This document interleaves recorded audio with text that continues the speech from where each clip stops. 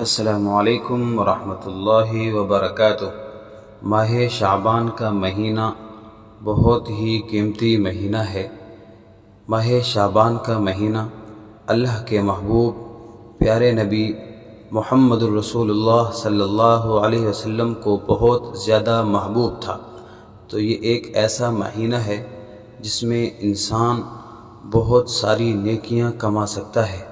ماہ شعبان کے روزے صحیح روایت سے ثابت ہیں، جیسا کہ تفصیل پہلی ویڈیوز میں گزر چکی ہے، لہذا شعبان کے کم از کم پہلے نصف حصے میں روزے رکھنے چاہیے اور اس سنت کو زندہ کرنا چاہیے۔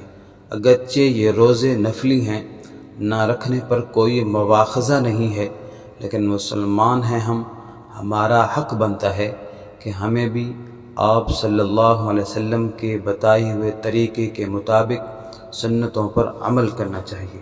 اللہ مجھے اور آپ سب کو عمل کرنے کی توفیق عطا فرمائے اور اس ماہ شعبان میں اس روزے رکھنے والی سنت کو زندہ کرنے کی توفیق عطا فرمائے۔ آمین ثم آمین۔